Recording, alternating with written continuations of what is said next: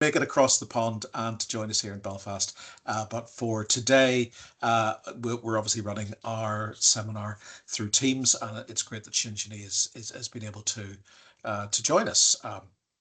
And to present this way. Sorry, excuse me. So Shinjini is assistant professor in the Department of English and Comparative Literature at the University of North Carolina, Chapel Hill. She completed her PhD at Notre Dame and works on British and Irish modernism. Her monograph in progress, entitled Plurabilities of the City, investigates the construction of metropolitan cosmopolitanism in modernist novels. She's the author of a number of book chapters and journal articles, and most recently she edited a special cluster on cosmopolitanism for CUSP, late 19th and early 20th century cultures, and served as guest editor for a special issue on James Joyce and networks of transnationality for Joyce Studies Annual. She serves on the Board of Trustees of the International James Joyce Foundation. So Shinjini is going to talk to us today about her current research with the title Critical Cosmopolitanism and Irish Identity in James Joyce's Finnegans Wake. So Shinjini, over to you. We're all looking forward to hearing you speak. Thank you so much, Peter, for this very kind introduction. Thank you I would particularly like to thank Peter and Professor Kartarov and Professor Desira and Luis Michelvana for arranging my visit to Belfast. And I'm really sorry that I was not able to visit in person, but thank you so much, Peter, for arranging the virtual format for the talk. And I would particularly like to thank the audience members for joining us this evening. I'm really looking forward to sharing my research with all of you because this is something new that I've been working on. So it's very kind of exciting for me to have the opportunity to share my new thoughts with all of you. So I will get started. I will share my screen. I have some slides, so I will share my screen and then I'll get started.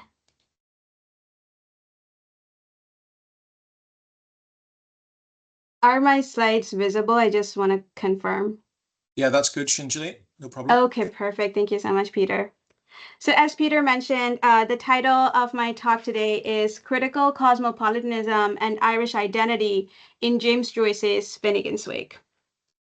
It is well known that James Joyce's examination of Irish identity was consistently undergirded by cosmopolitan thinking.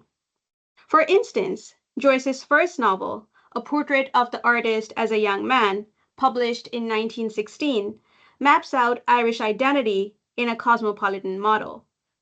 Stephen Dedalus, as a young schoolboy, inadvertently replicates the Stoic model of cosmopolitanism.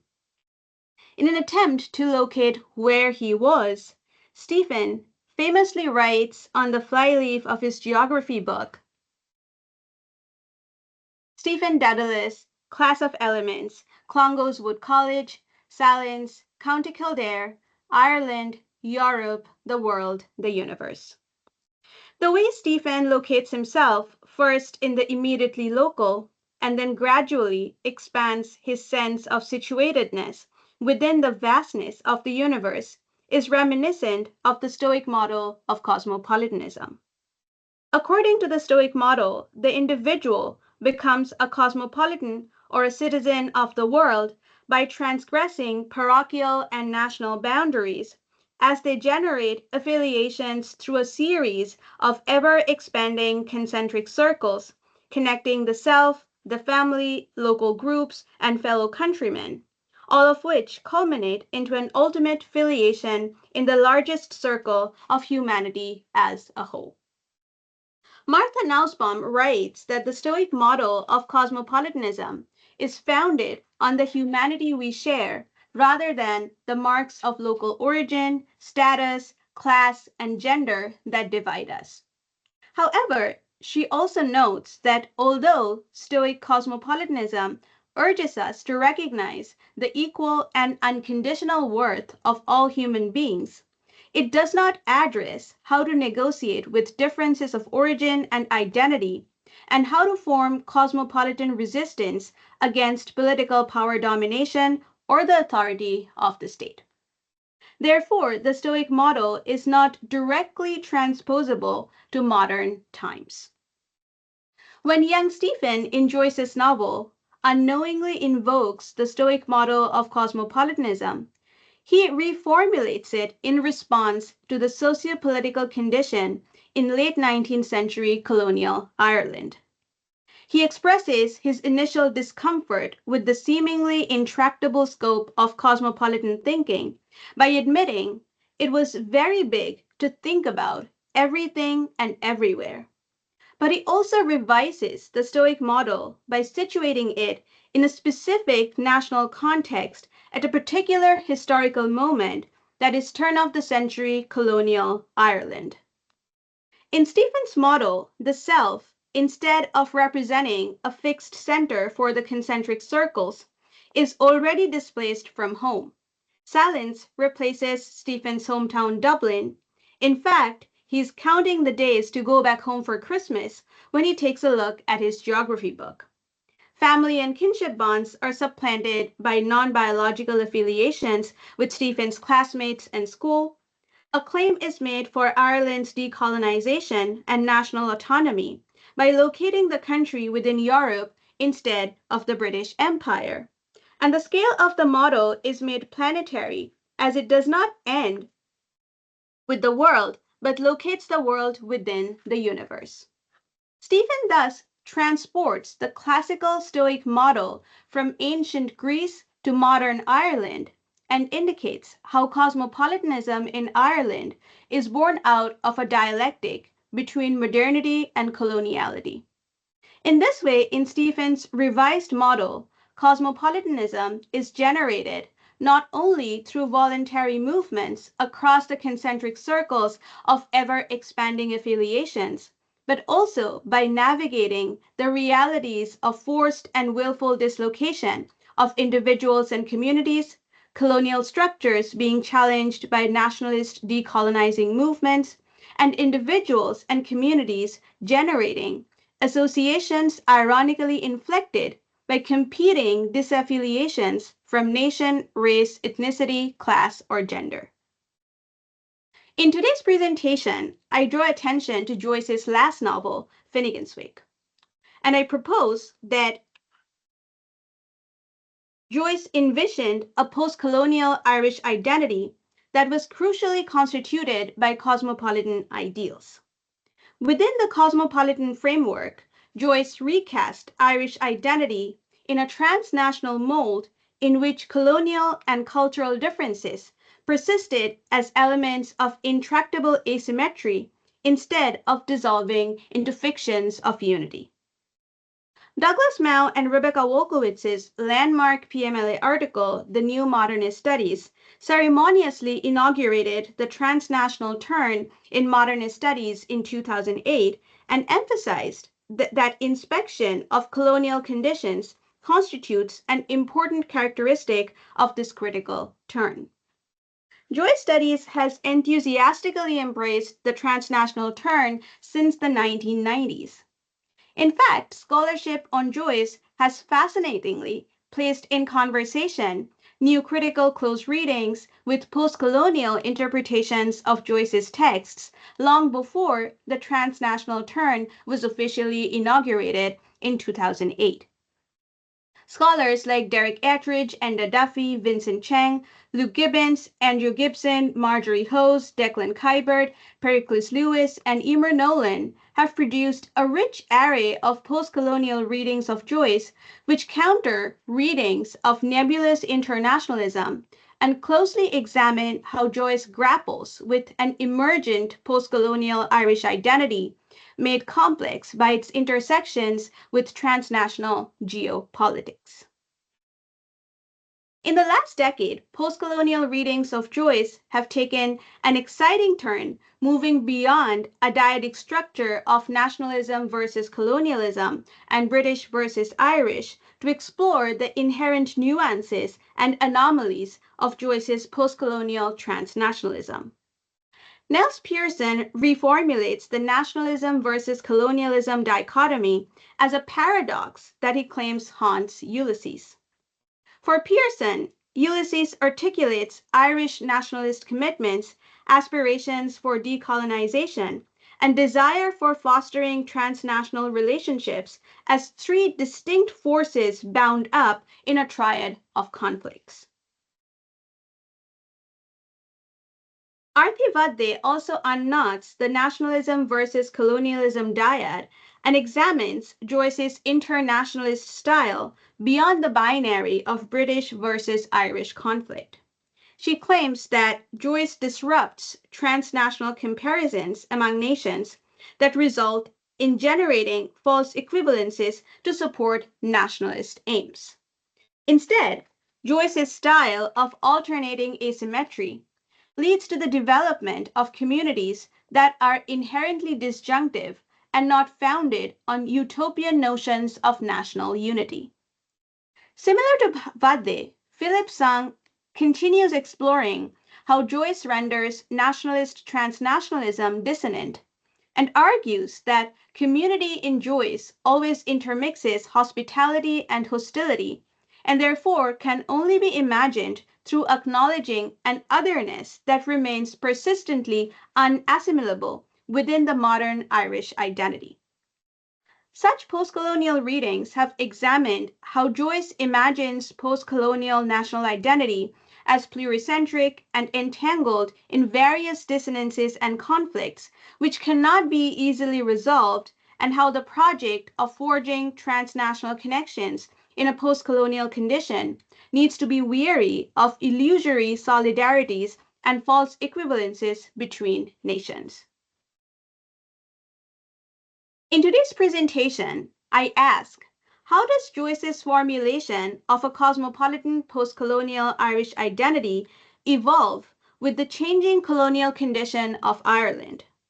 While Joyce scholarship has paid substantial attention to how Joyce articulates an anti-colonial Irish identity, many of these studies end their respective explorations with Ulysses, which was published in February 1922. I would like to specifically investigate how the nature of Joyce's anti-colonialism changes after the establishment of the Irish Free State in December 1922. I would like to ask how the priorities of Joyce's cosmopolitanism shift when after 1922 he tries to come to terms with the multiplicities inherent within Irish identity, disqualifying any monologic formulation, as he unmoors Irish identity from a British versus Irish binary and establishes an autonomy of Irish identity in a transnational context. Seeking answers to these questions illuminates how Joyce articulates a distinct model of cosmopolitanism, which is not only founded by the fostering of international connections, but is also riddled by the disjunctions of intransigent transnational colonial and cultural differences, which ultimately leads to the sublimation of an Irish identity that is multivalent and ever evolving.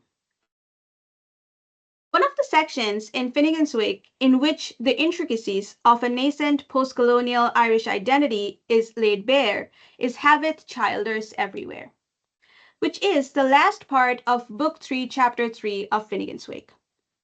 This section formulates a cosmopolitan Irish identity that opposes British imperialism, but also refrains from reinstating an autochthonous Irish nationalism and instead imbues Irish identity with a critical cosmopolitanism, which is shaped not only by the political developments on continental Europe, but also by the socio-political undulations of the Irish Free State.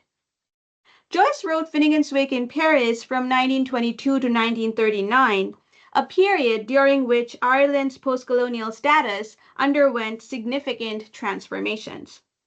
The section I focus on today, Haveth Childers Everywhere, was written between 1926 and 1930, which overlaps with the period of the Irish Free State, and after 1930, Joyce left this section almost unchanged until the final publication of the novel in 1939.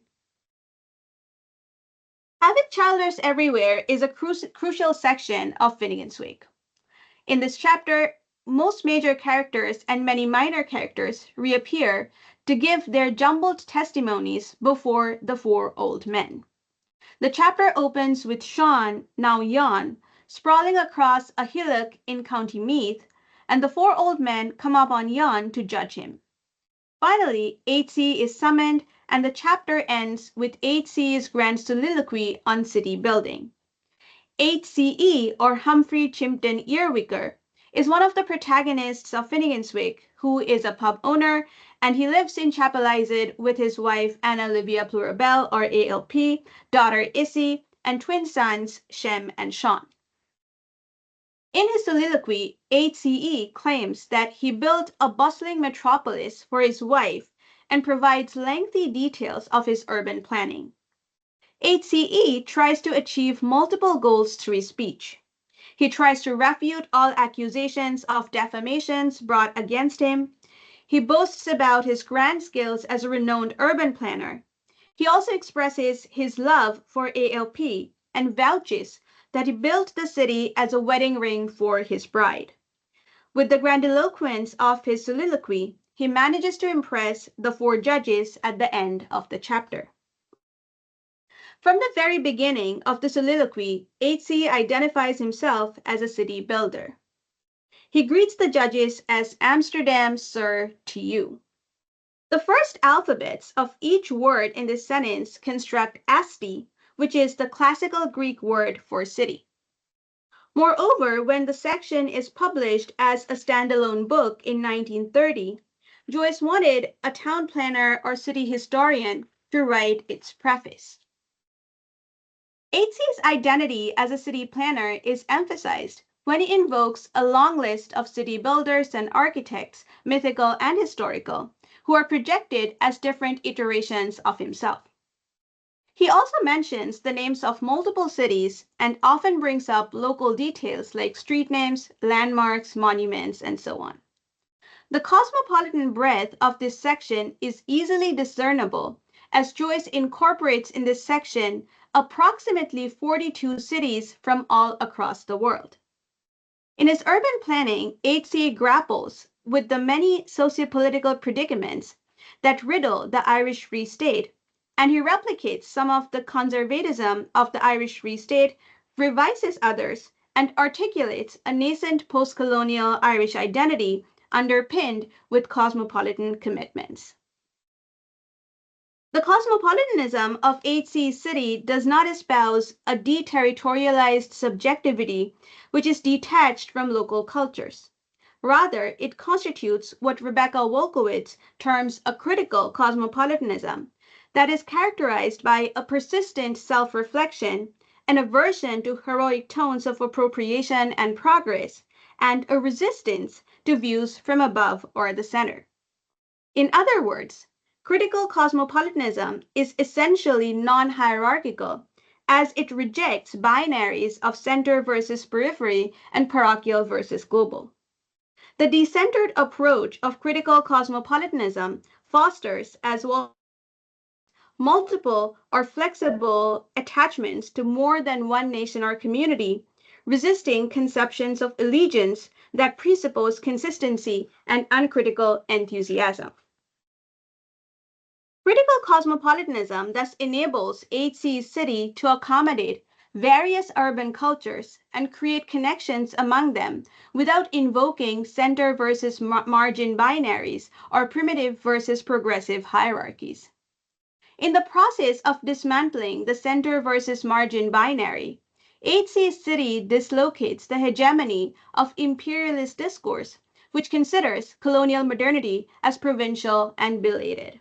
However, in its rejection of colonialism, 8C's city does not shift to the other extreme of subscribing to autochthonous Irish nationalism. Rather, it accumulates local details from various cities and combines them in a way that preserves their cultural distinctiveness and recognizes the complexity of their imperial colonial condition. Now, we do need to address some fundamental questions about 8C's city before we can explore its cosmopolitanism. The questions are, what is 8C's city? When is the city built? Where is the city located? Is it Dublin or is it an unreal utopian city? Is it placed in the present moment or is it a city of the past? Is it located in Ireland or elsewhere? The answers to each of these questions in the Joycean vein are both yes and no, or as Leopold Bloom would say in Circe in Ulysses, nes yo. The composition history of the section offers some clues as to which city HC constructs in this section. Joyce composed an initial draft of this section in 1926, which was primarily based on Dublin. And then in 1930, he wanted to publish this section as a standalone book, the way he would intermittently publish a few other sections from Finnegans Wake in book form before the final publication of the novel in 1939. Before the book publication of Have It Childers Everywhere, Joyce went into a frenzied state of revision and inserted a proliferating references to almost 42 global cities. Jean-Michel Rabatte has compiled a list of all the cities found in this section. And I have mapped these cities on a map of the world. And the red dots, they are the cities that appear in HC's city building. So if we take a look at this map, we can get a general sense of where these cities are located. And we can see that there is a concentration of cities in Europe and Western Europe, but we do see references to cities from other parts of the world. We do see that there are some references to cities in China, in Korea, in India.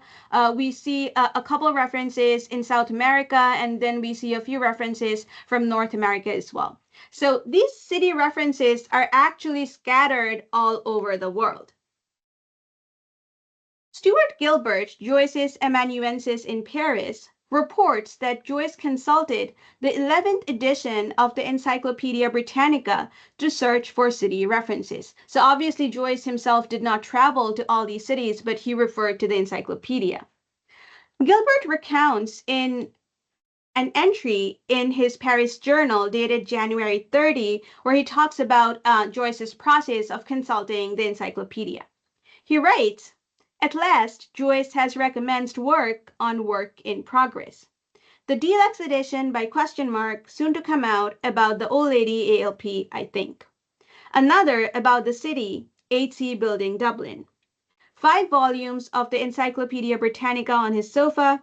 He has made a list of 30 towns, New York, Vienna, Budapest, and Mrs. Fleischmann has read out the articles on some of these. I finish Vienna and read Christiania and Bucharest. Whenever I come to a name of a street, suburb, park, etc., I pause. Joyce thinks, if he can anglicize the word, that is, make a pun on it, Mrs. Fleischmann records the name or its deformation in the notebook." Joyce relied on amanuenses like Stuart Gilbert and Mrs. Helen Fleischmann at this time for reading the encyclopedia and writing notes in his notebook because of his progressively deteriorating eyesight. As Gilbert suggests, and as we can also confirm from the entries in Joyce's notebooks recorded at this time, that Joyce not only collected names of disparate cities, but also recorded local details of respective cities, such as facts on landmarks, parks, street names, and other tangible physical details. Gilbert writes that Joyce chose city references based on whether or not he could anglicize it or make a pun on it. Gilbert's inference appears rather incredibly simplistic when we look at Joyce's text and recognize its tacit resistance to anglicization.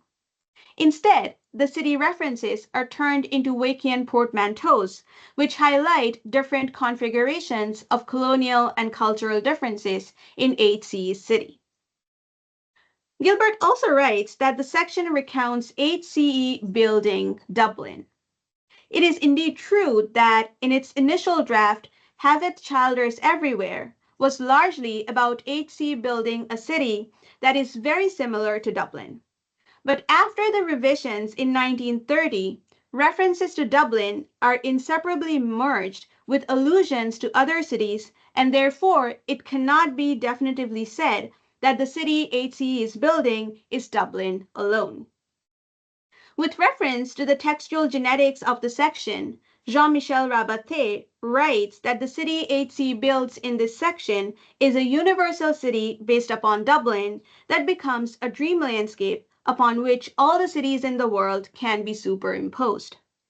I disagree with Rabatte that HC city is a universal city which operates as a collage of global cities.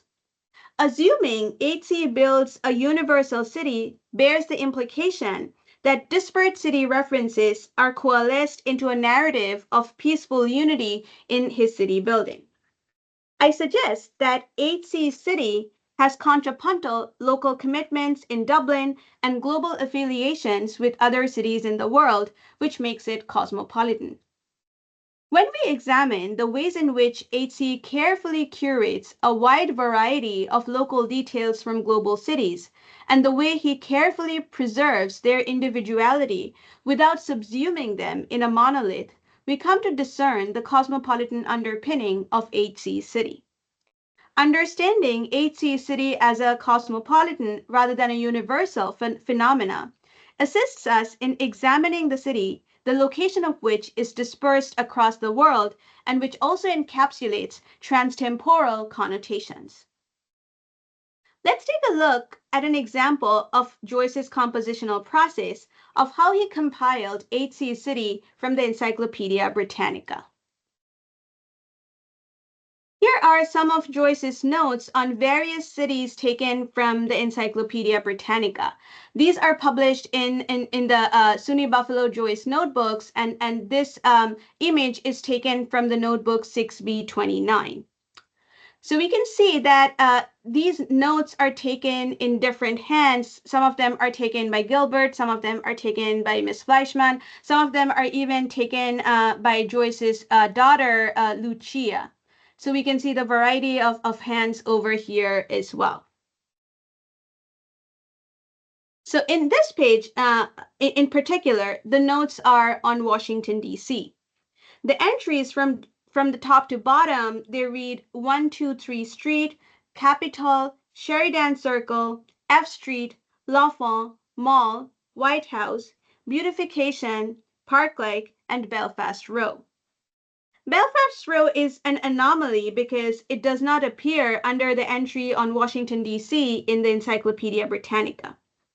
The entries in the notebook that are crossed out are ultimately used in Habits Childers everywhere. The ones that are not crossed, they are usually not used in the final text. In the notebooks, the entries are neatly categorized according to the city in which they are found. But in Joyce's text, he scatters the city references all over the section to create a geographical medley. For instance, HCE declares, "In Sheridan's circle, my wits repose in black pits of the pestered l'enfant he's dumbed." Here, HCE embeds Washington, D.C.'s Sheridan's circle and then refers to Major Pierre Charles L'Enfant, who prepared the plans for Washington, D.C. in the 19th century. In this way, HCE destabilizes the notion of a singular geographical location and approximates a transnational and transtemporal breadth for his city. Let's now turn to an examination of how HC inculcates a critical cosmopolitanism in his city building. When HC merges references to Dublin with allusions to myriad other cities in Habits Childers everywhere, it reflects the ways in which the Irish Free State tried to find its position in international geopolitics. Fergal McGarry writes in recording the history of the Irish Free State, and I quote, "In September 1923, the Free State secured membership of the League of Nations at Geneva. Irish sovereignty was further asserted by establishing diplomatic legations in Washington, Paris, Berlin, and the Vatican during the 1920s." Unquote.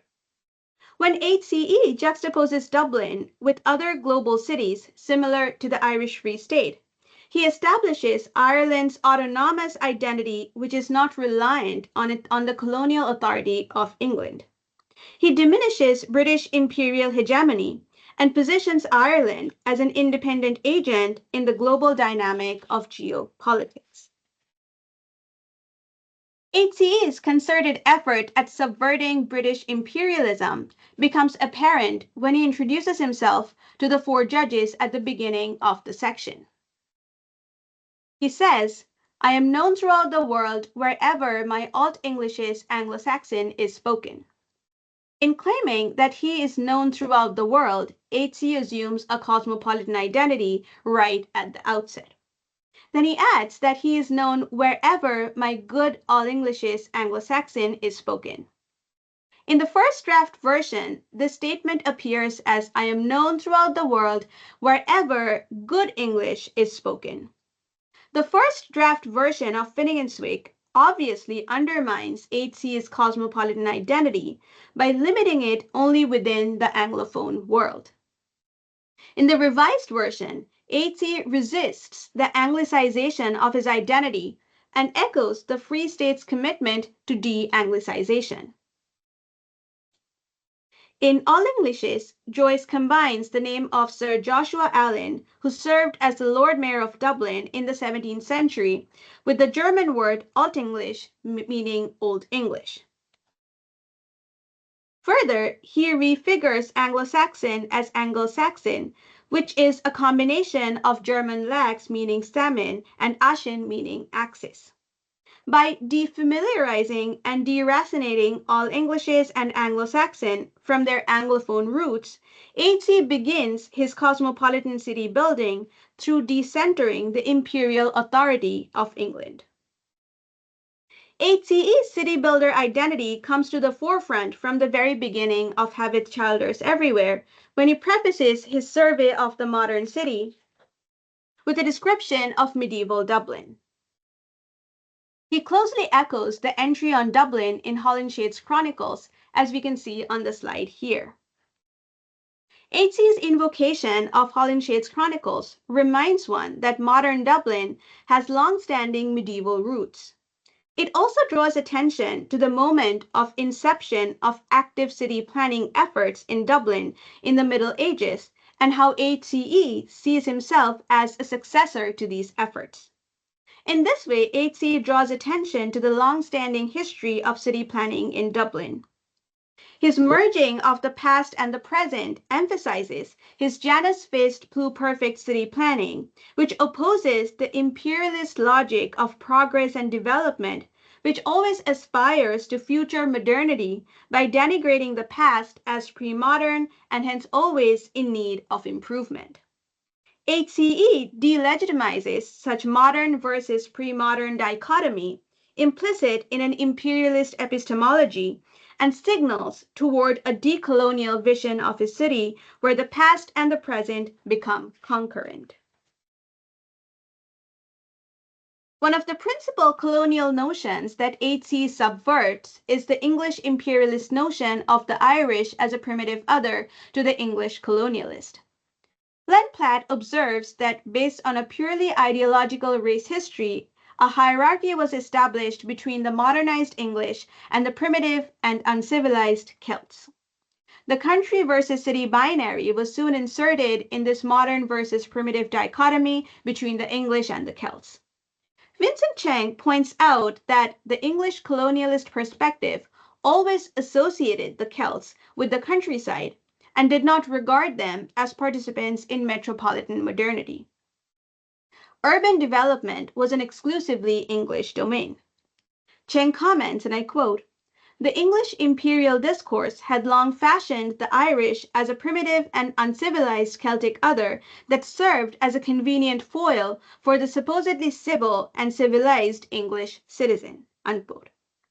HC dismantles the binary of Celt associated with country and English associated with city when he compounds his identity of a master city builder with his desire to convert into a Celt. He says, "to convert me into a Celt," and demonstrates that Celts can also partake of and construct urban modernity. H.C. invalidates colonial stereotypes of the primitive Celtic other through his expertise in city building, and thereby proving that urban construction is not an exclusive domain of English imperialists. While H.C. echoes the Free State's anti-imperialist sentiment, his city building departs from the Free State's preoccupation with anti-British ideologies. R.F. Foster notes that, and I quote, "What matters most about the atmosphere and mentality of 26 County Ireland in the 1920s is that the dominant preoccupation of the regime was self-definition against Britain, cultural and political." Unquote. Although H.C. is opposed to British imperialism, he is open to incorporating local details from London in his city. He alludes to Hyde Park, St. George's in East Church, Goodman's Field, and other London locations in his city building. As H.C. emerges local details from London with other global cities, it displaces London as the imperial center and provincializes it among a host of disparate urban locations which contribute to the cosmopolitan expanse of H.C.'s city building. The Free State's opposition to English culture was fortified by a commitment to Gaelicizing Ireland. Foster writes, and I quote, "Irish cultural activities were actively proselytized. Most of all, the prosecution of the Irish language became the necessary benchmark of an independent ethos." Unquote. HCE in his city does not develop any dedicated infrastructure to teach Irish Gaelic to citizens. He forces his wife to learn Greek, Hebrew, English, and Old Irish, and thus emplaces the Irish language in a multilingual context, opposing the monolingual definition of the Irish identity pursued by the Free State. HC City also differs from the Free State in its emphasis on agriculture. While the Free State believed that Ireland's prosperity is intertwined with its agriculture and made little effort for industrialization in the country, HCE embraces technological modernity in the city and does not focus much on agriculture. He installs electric lighting all over his city to the effect that for days there was night, for nights were days.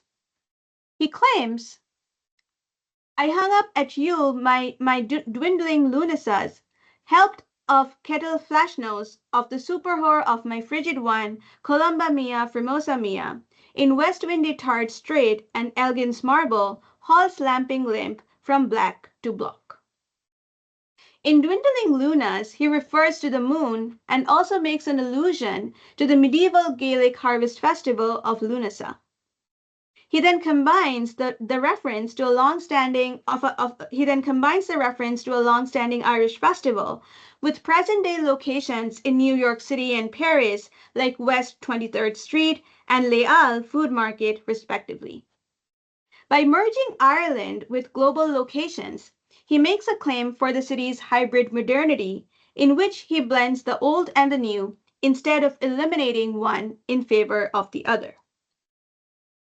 While installing modern technology in the city, HC also hints at how underlying colonial machinations can be a part of this process. He boastfully recounts how he has developed a modern water supply system. He says, "I rich-mounded the Ranelagh in my bathtub of roundwood and conveyed it with cheers and cables, roaring mighty shouts, through my longer tubes of elm. Out of fondness for the autozone, I carried them and curried them in my put-them-down cars to my commandine hotels." HC states that he stores rainwater in his bathtub and then supplies it to different parts of the city through mighty spouts. The puns in his declaration unsurprisingly conceal real locations of the Dublin water supply system. He refers to the Richmond Basin, a South Dublin reservoir, Ranelagh, an affluent neighborhood in South Dublin, and the Roundwood Reservoir in County Wicklow. The carefully selected local details connote the transhistoricity of the Dublin water supply system, which was established way back in the 14th century. Then, in the 17th century, the system was fitted with elmwood pipes and after that the system was enhanced by the Vartry scheme in the late 19th century. The Vartry scheme provided treated water to the growing population of Dublin through the 6 feet high and 5 feet wide Roundwood Callowhill Tunnel. Michael Corcoran admires the Vartry system as a huge engineering establishment in the Ireland of the 1860s. However, the Vartry scheme provided preferential treatment to the wealthy landowners who were represented in the parliament. When HCE imports the Dublin water system to his city, he remedies the discrimination by extending his system to the autozone or the outer zones of the city, promising equitable access to clean water. In this, HCE differs from the priorities of the Free State, which de-emphasized welfare services and curtailed welfare expenditure. HCE's city building does not entirely ignore the interests of the urban poor in this way.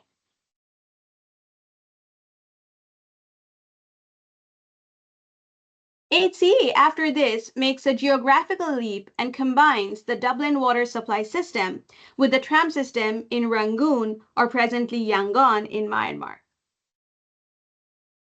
In Put Some Down Cars to My Come and Dine Hotels, HCE adapts the description of Yangon. So Joyce refers to the Encyclopedia Britannica, which says electric tramways ran to Padzindang in one direction and to Alon in the other. Yangon was under British rule from 1852 till the Second World War, when it was conquered by Japan. The tram system in Yangon was established under British rule as part of the urban renewal that the city underwent since the 1870s, which the Encyclopedia Britannica terms as considerable improvements. By drawing attention to the urban developments in two British colonial outposts, Dublin and Yangon, located in two different continents, HCE in his cosmopolitan city building interrogates the very notion of urban modernity. He challenges West-centric colonialist epistemologies by hinting that the importation of British urban modernity to colonial locations does not necessarily generate a narrative of progress or development in the colonies, where the arrival of modernity is believed to be belated but implies forced colonial interventions. While HC's city building differs from some of the administrative priorities of the Free State, it strikes a similarity when it comes to women's rights. McGarry recounts the gradual erosion of women's rights in the Free State. He writes, and I quote, "Although the 1922 Constitution granted women equal voting rights, they became increasingly inconspicuous in political life except as the widows or mothers of the patriot dead. In addition, their status as citizens was eroded by their effective exclusion from civil service examinations and juries, as well as the introduction of a marriage bar for female teachers and civil servants." Unquote. Edmund Epstein describes HC's soliloquy as a male fantasy, where HCE conceals the reality of abducting and subjugating his wife ALP by recounting his achievements in grandiloquent terms. HC's soliloquy produces, to a great extent, a self-aggrandizing masculinist discourse, where he forcefully places ALP in a subservient position. He forces ALP's freedom and restricts her mobility. ALP, in her final monologue at the end of Finnegans Wake, criticizes HC's masculinist oppression by dismissing his self-proclaimed glorious accomplishments and derides him as "you are only a bumpkin, you are but a puny."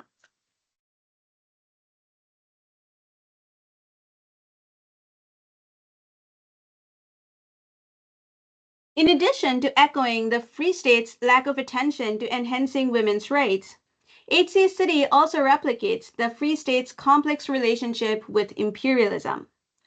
While the Free State was emphatically opposed to British culture and British imperialism, it still incorporated certain structures of the British administration within its state building.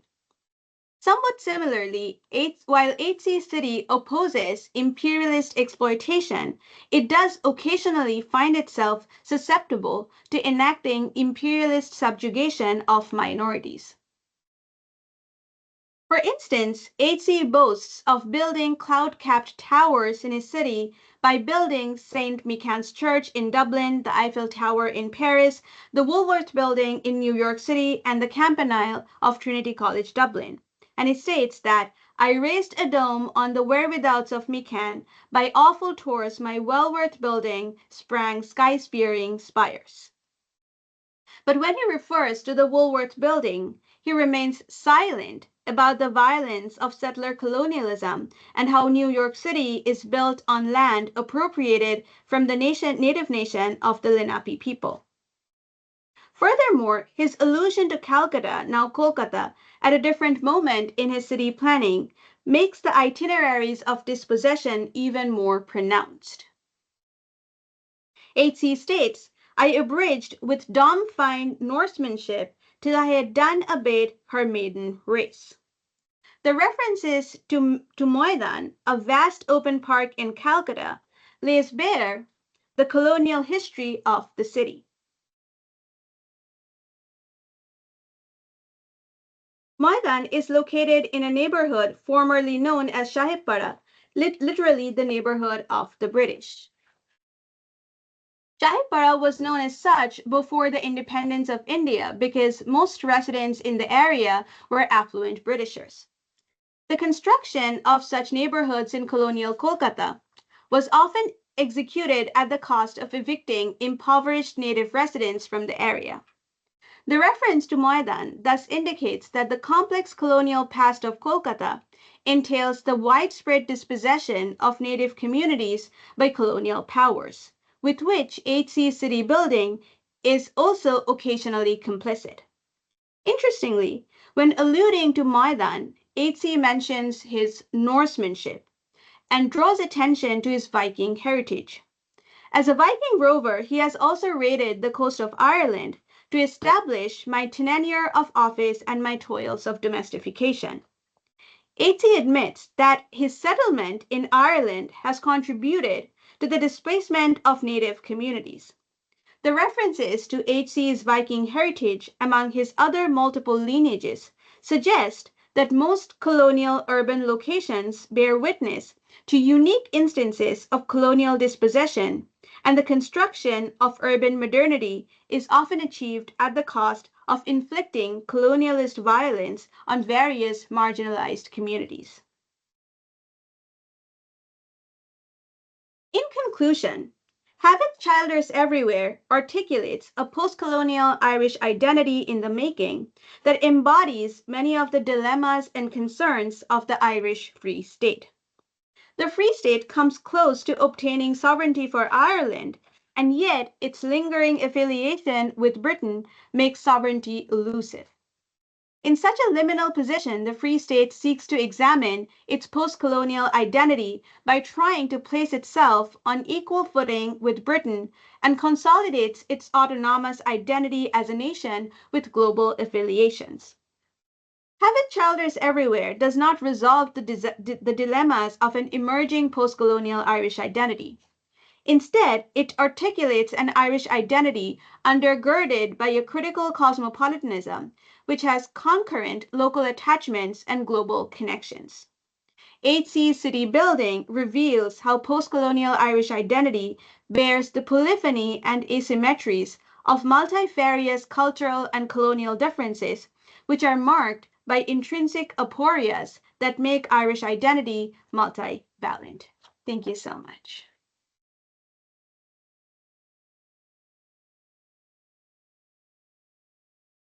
Shinjini, thank you so much for that. I mean, for elucidating what is, notoriously difficult novel by Joyce in such an enlightening way. I hope you're happy to take some questions. Absolutely. From members of the audience. Yeah.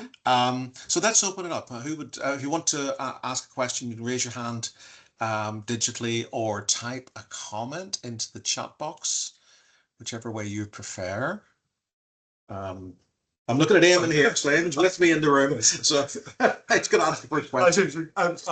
I really, really enjoyed that. I mean, I thought that the reading of How Children's Everywhere in terms of urban planning just absolutely spot on all the way along. My question goes in a slightly different direction, which is that you're talking about Joyce doing this, through the pages of Encyclopedia Britannica, 11th edition, and so on. And you're talking about the Free State as largely a political entity. But a similar kind of debate is going on culturally in the 1920s and 30s as Joyce is writing this. And I mean, just to give two obvious examples, you've got Daniel Corkery arguing for the rural and the countryside and the national, and his former mentee, Sean O'Faolain, is then actually arguing for a much more, it's a much looser sense of cosmopolitanism, but it is a sense of cosmopolitanism that O'Faolain feels almost necessary to oppose Corkery. I just wonder if you have any sense of whether Joyce was aware of that level of debate in the Free State? Yeah, I think that's a fantastic question, and it is hard to answer that because we can look into his letters and find references to whether or not he was aware of these debates. And so far, in his letters, he is very reticent about the political condition in Ireland. He does not talk about that a lot. But what is interesting is that when he talks to his colleagues, his friends in Paris, they come up in his oral conversations, and other people have reported that. And other people have reported that Joyce was regularly reading newspapers from Ireland. He was quite updated on the political situation in Ireland, but he does not write about them directly in his letters, and when he does incorporate these references in Finnegans Wake, they are so defamiliarized that we have to read really between the lines to understand that which part of Irish history he is talking about, because often he would make portmanteaus where he would merge De Valera's name with Silken Citric Head. So it's really about the transhistoricity that he's building. So he is kind of merging the present urgent moment of Irish history with the long colonial past, and he's really looking at it from a transhistorical way. So my answer to that question would be that he was very likely aware of these debates, but then he would incorporate them in Finnegans Wake in a very defamiliarized, deracinated way, which would then ultimately make them very cosmopolitan. So it will be Irish and cosmopolitan at the same time. Thanks. Okay, thank you, Eamon. Do we have other questions? Again, anybody wants to maybe just unmute themselves and ask a question if you like?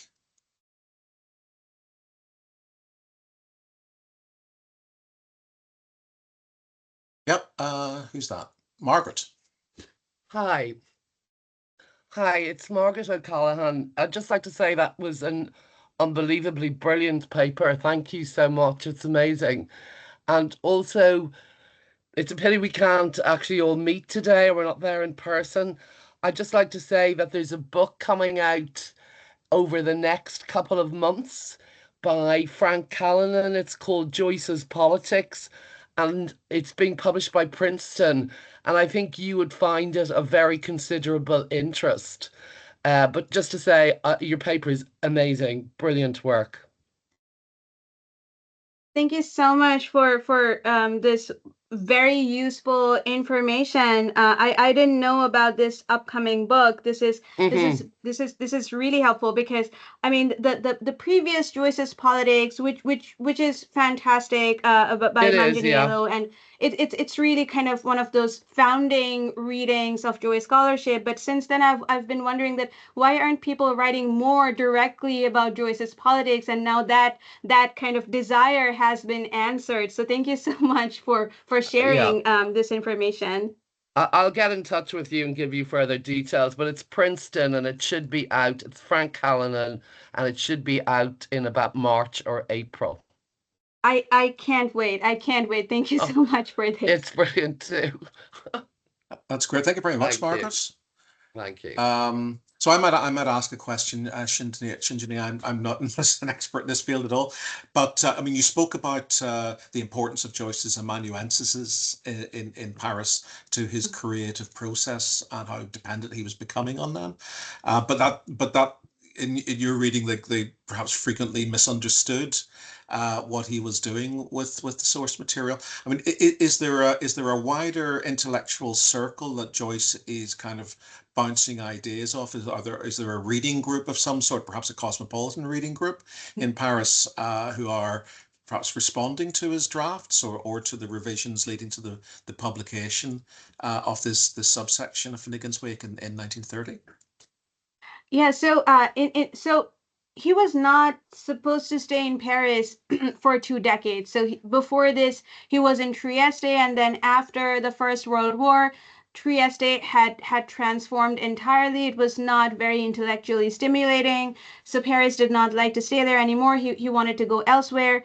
And he wasn't sure where he would go. So Ezra Pound suggested that why don't you come over to Paris, just stay here for a week, see what you like, and then you can decide from there.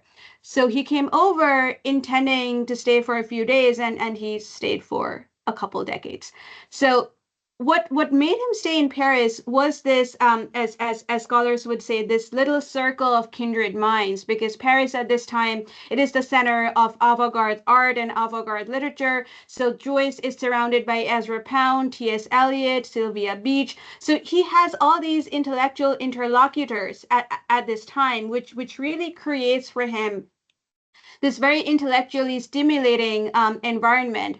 But also Joyce is very egotistical. Like he imagines himself to be the best writer. So when Sylvia Beach asks him, so can you think of any good writers at this time? He would say that I cannot think of anyone but myself. So that's the kind of egotism that Joyce has. So even though he does have interlocutors, it's a question of debate how much he will let himself be influenced by them, because his own ideas and aesthetics will come in the way. But that being said, it's very well documented that T.S. Eliot, Ezra Pound, they did give Joyce feedback in some sense on the drafts of Finnegans Wake. Pound was very influential for the writing of Ulysses. Pound gave Joyce a lot of periodical feedback, a lot of which Joyce ignored.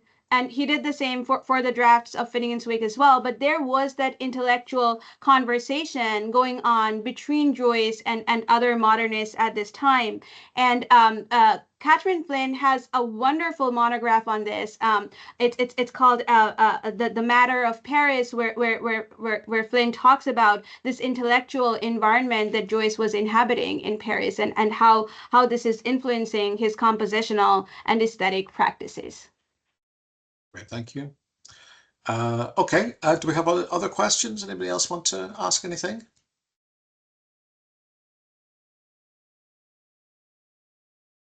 Yep, go ahead. Hi, Brian here. That was Brian. an amazing talk. Thank you. Can you hear me?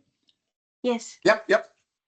Yeah. Just links between Bram Stoker and James Joyce, and the mention of Bram Stoker within Finnegans Wake, and the fact that there's new discovery of, Bram Stoker writing for the Dublin Daily Express, and the links to Gabriel Conroy and the links to Joyce and his early novel or book reviews. Any views on that, or any emergent scholarship around those links? I mean, there's a lot of scholarship on the use of bats in Joyce, and how that links to Bram Stoker, to this idea of the Dracula, because very oddly we have these bats around in Ulysses and Finnegans Wake, and they are kind of, and also Portrait, which are supposed to be threatening for the soul, that they're supposed to kind of suck the soul out of Stephen or someone else. So this idea of the vampiric and how it's associated with some sense of colonial dispossession, this sense of losing control over one's intellectual autonomy, or even over one's freedom by this odd vampiric presence. That's a line of very popular scholarship in Joyce studies. So thanks for bringing that up. Thank you. Great, thank you. Anyone else? Any other questions? I'm being selfish. Yes, go on. Go. Sorry, I mean, just on the urban planning issue and the whole question about the local. I mean, one of the names that's been running through my head as I was listening to you is Patrick Geddes, the great Scottish polymath who's interested in urban planning and evolutionary biology and psychology, and all of those things. And I've been trying to think if I never thought about him in relationship to Joyce before, and I can't immediately remember any kinds of references by Joyce, but again, I'm not sure you necessarily know if Joyce is familiar with the work, but I think it might be worth your while looking at some of particularly Geddes' urban planning stuff, because that would be that might have a bearing on the direction you're going with Have Children Everywhere. So it's a comment really rather than a question.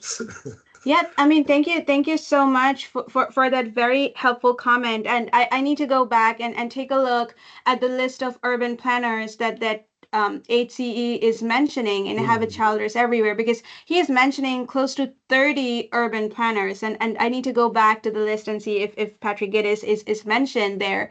And what's interesting about this list of urban planners is that they are not only from the 20th century, from the contemporary moment in which Joyce is writing. He's referring to urban planners from Gilgamesh to the present time. So he is referring to all these historical figures who have built these medieval cities, these early modern cities to the modern cities. So the idea of he's really thinking about the historicity of the idea of urban planning and how it's not just a post-industrial development, but rather it's a part of history, and it's an eternal process, and it almost kind of goes into some form of cyclical pattern that cities are built and then they are destroyed and then they are rebuilt. So there's always this idea that is HC building a city or is he rebuilding a city, and how is his vision impacted by various other urban planners. So thank you so much for this comment. Thank you, Eamon. Okay, last chance for anyone to contribute to the discussion. We've got a number of thank yous from people who are having to head off, from Sheaf Aiken and Kieran Nicholson, Louise McElvenna, and Chris Wogan. All thanking you very much for giving us an excellent paper, Shinjini. I think maybe that's the last. We have Eamon's will be the last question then. So thank you all from all of us. I know that this is not ideal circumstances, but I mean you've given us a wonderful presentation, and we've all learned an awful lot. Yep. I think, and I have a lot to take away and to think about as a consequence. And hopefully we'll have you before too long over to speak to us in person, and at this point we'll be taking you out for dinner and engaging in conversation and sociability. Fortunately, we can't do that today, but in the future we will return to this and make sure that we deliver on that. So thank you again, Shinjini. It's been a real pleasure having you with us today. Thank you so much for hosting it. Thank you so much for switching the medium of the talk at such short notice, and thank you so much for your flexibility. I would also like to thank the audience for their wonderful comments and questions. So thank you so much, Peter. Thank you so much, Kurt. It was really an absolute honor to have the opportunity to share my research with this wonderful community. And hopefully I can visit soon in person, and I hope to continue these conversations as we move forward. That's great. So thank you again, Shinjini. Thank you all, and we'll kind of end our call there for today. And good morning to Shinjini. Good evening to everyone else. Yeah. All right. Thank you so much. Have a good evening. Bye. Bye bye.